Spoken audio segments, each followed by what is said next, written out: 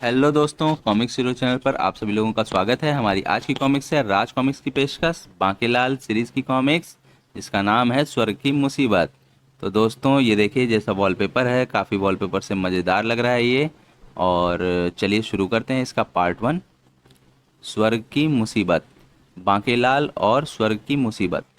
चित्रांकन बेदी, कहानी तरुण कुमार वाही, संपादक मनीष चंद्र गुप्त। शिव के वरदान के कारण बांकेलाल जिस व्यक्ति का भी बुरा करना चाहता, उसका भला हो जाता था। साथ ही बांके को भी उससे कुछ लाभ अवश्य हो जाता था। लेकिन बांकेलाल की एक महान इच्छा थी कि वह किसी देश का राजा बने। इसके लिए उसने कई तिकड़में भी लगाईं, किंतु हर बार पाछा उल्टा ही पड़ता और राज सिंहासन उसके हाथ से आते जाते रह जाता। एक दिन लगता है कि इस जन्म में मेरे नसीब में राजा बनना नहीं लिखा है। काश राजा विक्रम सिंह मुझे गोद ही ले लें, तो इस प्रकार उनकी मृत्यु के पश्चात राजा मैं ही बनूंगा।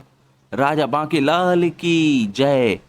उसी समय एक दरबारी ने आकर सूचना दी, अरे बांकेलाल जी, आप यहाँ बैठे हैं और वहां महल में हर जगह आपकी तलाश हो रही है। मेरी तलाश हो रही है? यह सुनते ही बांकेलाल चौंक पड़ा। कहीं राजा विक्रम सिंह का देहांत तो नहीं हो गया और मुझे राजगद्दी सौंपने के लिए मेरी तलाश की जा रही है? यह सोचकर बांकेलाल मन ही मन प्रसन्न होता हुआ बोला, लेकिन आखिर बात क्या है?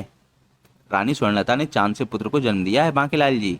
कुरूप लता का नाम विक्रम सिंह ने स्वर्णलता रख दिया है। क्या? महाराज का कहना है कि सबसे पहले आप ही उनके पुत्र को की मुंह दिखाई करेंगे, तभी वे अपने पुत्र का मुंह देखेंगे। ओह, तो यह बात है। चलो तुम चलो, मैं ठीक है, मैं कपड़े बदल कर आता हूँ। दरबारी लौट गया। दरबारी के जाने के बाद बांकेलाल तुरंत उठ खड़ा हुआ और तेजी के साथ महल से बाहर की ओर चल पड़ा। हूँ, पुत्र हुआ है तो हुआ, क्या करें? मैं क्यों जाऊं उसकी मुंह दिखाई करने? कम वक्त वह कंजूस विक्रम सिंह कौन सा इनाम में मुझे अपना राज सिंहासन सौंप देने वाला है। चलता चलता बांकेलाल महल से बहुत दूर निकल आया। एक ही आस थी कि एक दिन शायद राजा विक्रम सिंह मुझे ही अपना पुत्र मानकर राजगद्दी मुझे सौंप देंगे, किंतु अब तो वह आस भी टूट गई। अब तो मेरा जीना व्यर्थ है, मुझे जीवित रहने का कोई अधिकार नहीं। मुझे मर जाना चाहिए, मुझे आत्महत्या कर लेनी चाहिए। और बांकेलाल का वह एक वाक्य यमराज के दरबार में गूंज उठा, और मुझे आत्महत्या कर लेनी चाहिए। आत्महत्या? कौन है ये दुष्ट इंसान जो भगवान की इस अनुपम भेंट अपनी मनुष्य योनि का त्याग करना चाहता है? अगर आपकी आज्ञा हो तो हम पृथ्वी पर झांक कर पता लगाएं महाराज। जाओ, जल्दी से पता लगाकर हमें तुरंत खबर करो। जो आज्ञा।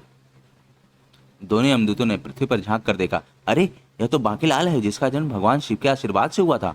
ओह, यह बांकेलाल तो बेहद शरारती व दंड है। चलो जल्दी से महाराज को सूचित करें, मुझे आत्महत्या कर लेनी चाहिए। दोनों यमदूतों ने जैसे ही यमराज को वह सूचना दी, क्या बांकेलाल आत्महत्या करने वाला है? जी हाँ महाराज, किंतु वो अभी वह एक वृक्ष के नीचे सोता हुआ यही वाक्य बड़बड़ा रहा है।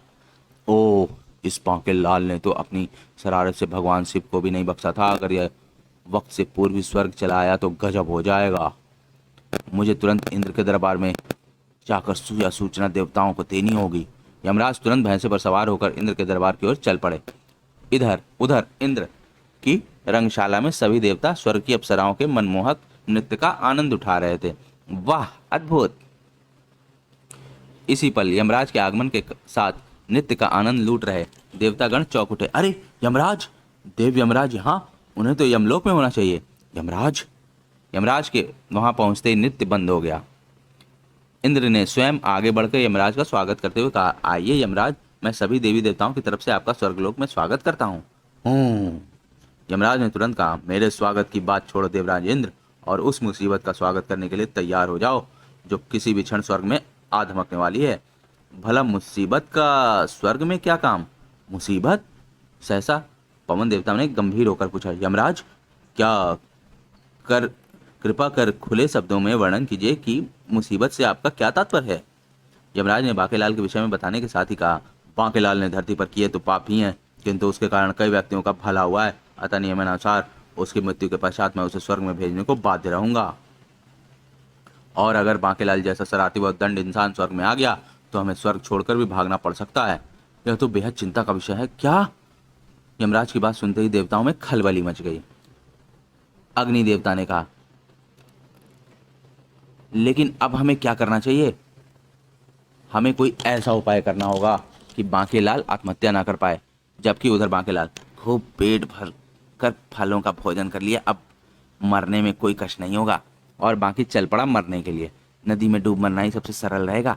वैसे लोग तो चुल्लू भर पानी में भी डूब मरते हैं। उस स्थान से कुछ दूर नदी के किनारे चोरों का एक दल। चोरी तो हमने कर ली, लेकिन इतने धन को छिपाए कहाँ? सुना है यहाँ का राजा विक्रम सिंह चोरों व अपराधियों को कड़े से कड़ा दंड देता है। अगर राजा के सैनिकों ने हमें इस धन के साथ पकड़ लिया तो लेने के देने पड़ जाएंगे। सरदार, क्यों ना इस सारा धन किसी पत्थर से बांधकर यहीं नदी में फेंक दें? बल्लू ठीक कहता है सरदार, और जब पकड़े जाने का संकट टल जाएगा हम यहाँ से अपना धन निकाल लेंगे। वाह, यही तरकीब ठीक रहेगी। तो फिर देर कैसी? मैंने धन की पोटली बांध दी है, तुम सब मिलकर इस पोटली को एक बड़े पत्थर से बांध दो। कुछ ही देर में पोटली को एक बड़े पत्थर से बांधकर नदी में लुढ़का दिया गया। यह गई धन की पोटली पानी में। चलो, अब यहाँ रुकना ठीक नहीं। हाँ सरदार, वैसे भी यहाँ सारा धन अब सुरक्षित रहेगा। उधर बांकेलाल भी मरने के लिए किसी अच्छे स्थान की तलाश में था, सो वह वहीं पहुंचकर रुका। हाँ, यह स्थान मरने के लिए बिल्कुल ठीक है। ओ भगवान, तू जीते जी मुझे राजा तो ना बना सका, लेकिन मरने के बाद भूत बनने से मुझे बचा लेना। भगवान, आ रहा हूं मैं। कहने के साथ ही बांकेलाल नदी में कूद गया। डुबुक गुलुक गुलुक। शीघ्र ही वह डूबता हुआ नदी के तल तक जा पहुंचा। बस कुछ ही देर में मेरा बोलो राम हो जाएगा। अचानक बांकेलाल चौंक उठा। अरे, वह उस पोटली में क्या बंधा है, और पोटली उस पत्थर से क्यों बंधी है? उत्सुकतावश बांके उस पोटली के निकट जा पहुंचा। तभी उसके मस्तिष्क में एक विचार कौंधा। कहीं इस पोटली में हीरे पन्ने तो नहीं बंधे? अगर इतने हीरे पन्ने मेरे हाथ लग जाएं तो मैं बड़े से बड़ा राज भी चुटकियों में खरीद सकता हूँ। इस पोटली को ऊपर ले जाकर खोलना चाहिए। बांकेलाल ने पोटली को रस्सी के बंधन से मुक्त किया और मरने की बात भूलकर पोटली लेकर वह नदी के बाहर निकल आया। लगता है अभी मेरे दिन पूरे नहीं हुए। जल्दी से पोटली खोल डालूं, इसमें अवश्य हीरे पन्ने ही होंगे। लेकिन पोटली खोलते ही उसके सभी मंसूबों पर पानी फिर गया। सिर्फ थोड़ी सी स्वर्ण मुद्राएं? हे भगवान, यह तुम मेरे साथ कैसे कैसे खेल खेलता है रे? अब मैं क्या होगा? उफ, मैं भी कितना बड़ा बेवकूफ हूँ जो गया था मरने और इस पोटली के चक्कर में अपनी लुटिया डुबोकर वापस आ गया। उधर स्वर्ग में यह तमाशा देख रहे सभी देवताओं ने जब बांके को हाथ ऊपर उठाकर कुछ कहते सुना। देखो देखो, हमारा चलाया चोरों का चक्कर शायद कामयाब हो गया है। धन मिलने से वह प्रसन्न हो उठा है। ऐसा ही लगता है वह हाथ उठाकर हमें धन्यवाद दे रहा है। अब वह अवश्य अपना आत्महत्या का इरादा स्थगित कर देगा। शुक्र है बला टली। फिर भी मैं 2 यमदूतों को इस पर नजर रखने का कार्य सौंप दूंगा। जबकि दूसरे दिन आज मैं ऊंचे पर्वत से कूदकर अपनी जान दे दूंगा ताकि फिर कोई धन की पोटली मुझे अपनी ओर आकर्षित ना कर सके। जैसे ही ये सूचना यमराज को मिली। क्या? बांकेलाल फिर आत्महत्या करने के लिए पर्वत पर चढ़ा है? जी यमराज। यह सुनते ही यमराज भैंसे पर चढ़कर तुरंत इंद्र के दरबार की ओर भागे। देवताओं को यह सूचना तुरंत देनी होगी। इंद्र के पास पहुंचकर यमराज ने सारा किस्सा कह सुनाया। तब अब तो एक ही उपाय है, बांकेलाल को किसी प्रकार यहाँ कुछ दिन स्वर्ग में रखा जाए। हो सकता है कि हम आत्महत्या का विचार उसके मन से निकाल दें। यही उचित है। यह कार्य शीघ्र ही होना चाहिए, अन्यथा बांकेलाल पर्वत से कूदकर जान दे देगा। यमराज, आप अपने 2 दूतों को इस कार्य पर लगा दीजिए। जो आज्ञा देवराज इंद्र। उधर बांकेलाल पर्वत की चोटी पर जा पहुंचा था। यहाँ से नीचे कूदूंगा तो मेरी एक भी हड्डी पसली साबुत नहीं बचेगी। मुझे पहले ही मरने के लिए यह स्थान चुनना चाहिए था। अगले ही पल बांकेलाल ने पर्वत की उस चोटी से नीचे छलांग लगा दी। पर्वत देवता, मुझे अपनी गोद में शरण दो। फिर इससे पहले कि बांकेलाल का शरीर धरती से टकराकर टुकड़े टुकड़े हो जाता। आओ जाओ बेटा बांकेलाल, हम कब से तुम्हारा इंतजार कर रहे थे। इतनी ऊंचाई से गिरने के बाद भी जब बांके ने स्वयं को धरती से ना टकराकर किसी नर्म जगह पर गिरते पाया। अरे यह क्या? यह मैं बीच में ही कहाँ अटक गया? यमदूतों ने उसे उड़न खटोले पर खड़ा कर दिया। फिर बांकेलाल ने नीचे निगाहें घुमाकर जैसे ही यमदूतों को देखा चौंक कर बोला, कौन हो तुम? यमदेव के दूत, हमें यमदूत भी कहते हैं। यह सुनते ही बांकेलाल प्रसन्नता से उछल पड़ा। फिर बोला, इसका मतलब कि पर्वत से कूदने के बाद इस बार मैं सचमुच मरने में कामयाब हो गया हूँ। याहू! इसका मतलब अब तुम दोनों यमदूत मुझे लेकर यमराज के पास जा रहे हो? यही समझो। अगर इसे हकीकत बता दी तो यह अभी उड़न खटोले से कूदकर अपनी जान दे देगा। इस प्रकार बांकेलाल को लेकर उड़न खटोला स्वर्ग लोक की ओर उड़ चला। अब मैं ऊपर जाकर भगवान से पूछूंगा कि उसने मेरी किस्मत अंधेरे में बैठकर क्यों लिखी। इंद्र की योजना अनुसार बांके को यमराज के दरबार में उपस्थित किया गया। क्या तुम ही बांकेलाल हो? जी यमराज जी। यमराज ने अपने दूत को आदेश देते हुए कहा, बांकेलाल की जिंदगी के पाप और पुण्यों का बही खाता निकालो ताकि ये निश्चित किया जा सके कि बांकेलाल को स्वर्ग भेजना है या नरक। जो आज्ञा। यमदूत ने बांके लाल के पाप पुण्यों का बही खाता निकालकर यमराज को सौंप दिया। लीजिए महाराज, यह रहा बांके के पुण्य पाप पुण्यों का हिसाब किताब। ओह। यमराज कुछ देर तक हिसाब किताब देखते रहे, फिर बही खाता बंद करते हुए बोले, बांके लाल को स्वर्ग भेज दो। स्वर्ग?